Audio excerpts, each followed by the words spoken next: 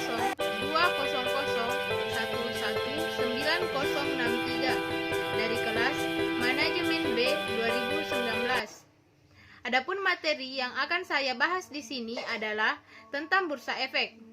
Tentu kita sering mendengar istilah bursa dalam perdagangan saham. Istilah bursa sendiri memiliki pengertian yang hampir sama dengan pasar, di mana merupakan tempat memperjualbelikan barang. Kata pasar lazim digunakan untuk pasar tradisional maupun pasar konvensional yang melibatkan produk secara fisik.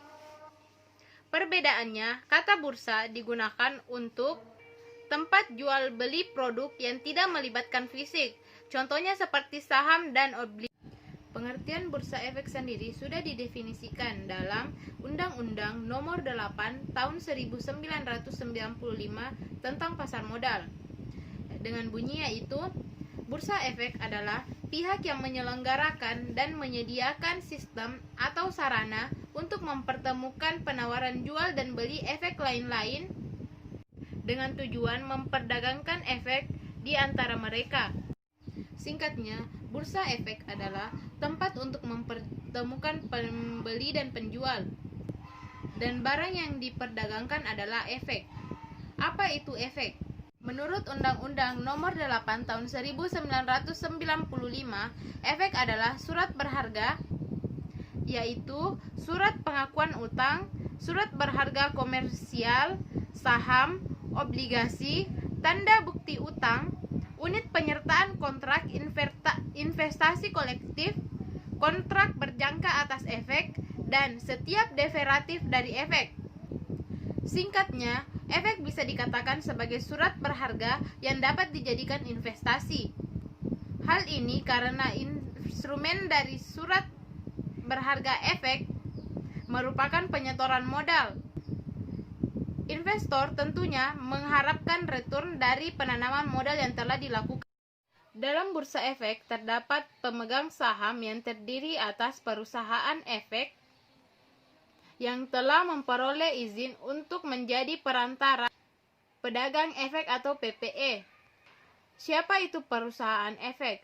Perusahaan efek adalah perusahaan yang menyelenggarakan kegiatan seperti 1. Pinjaman emisi efek atau underwriter, yaitu pihak yang membantu perusahaan untuk melakukan penerbitan efek.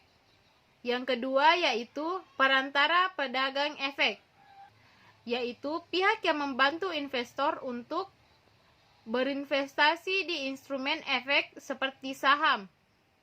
Dan yang terakhir yaitu manajer investasi, yaitu pihak yang mengelola dana dari investor untuk kemudian dikelola.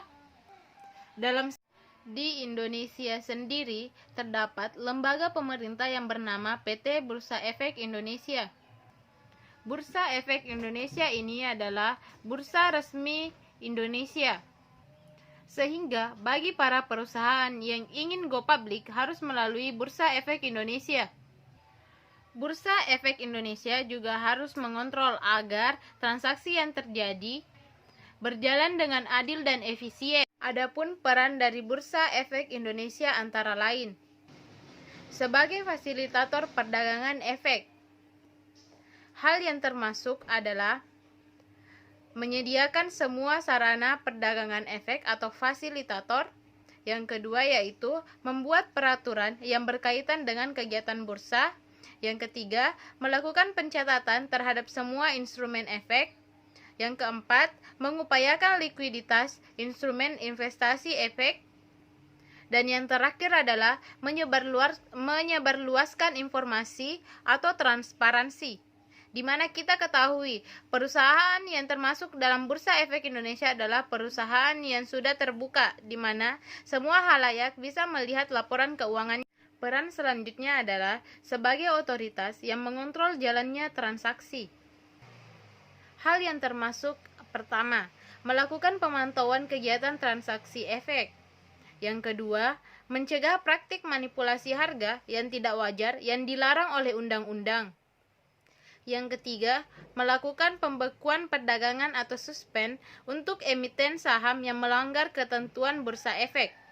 Dan yang terakhir, melakukan pencabutan atas EV atau delisting sesuai aturan yang berlaku. Itulah peran dari Bursa Efek Indonesia. Dengan adanya Bursa Efek Indonesia sebagai penyelenggara bursa menjadi salah satu alasan bahwa berinvestasi saham di Indonesia adalah instrumen yang aman. Hal ini karena Bursa Efek Indonesia memiliki kewenangan terhadap para anggota bursa dan emiten yang tercatat.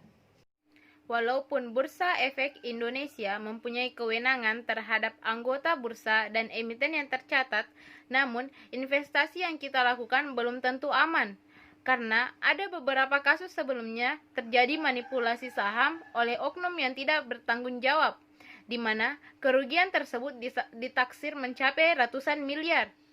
Salah satu kasus manipulasi saham yang cukup mengejutkan adalah kasus pelanggaran AAA Sekuritas atau PT Andalan Arta Advisindo Sekuritas. Praktik yang dilakukan adalah praktik penggelapan dana dan kerugian yang ditaksir sebesar 700 miliar rupiah atau bahkan lebih dari itu.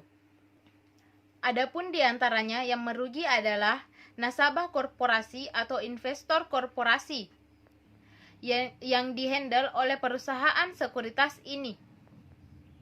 Di antaranya adalah Grand Puri Permai merugi sebesar 120 miliar. Kemudian ada BPD Maluku, kerugiannya sebesar 240 miliar. Bank Antar Daerah merugi sebesar 146 miliar rupiah. Itulah beberapa kerugian yang ditaksir dan kasus ini terjadi pada tahun 2014.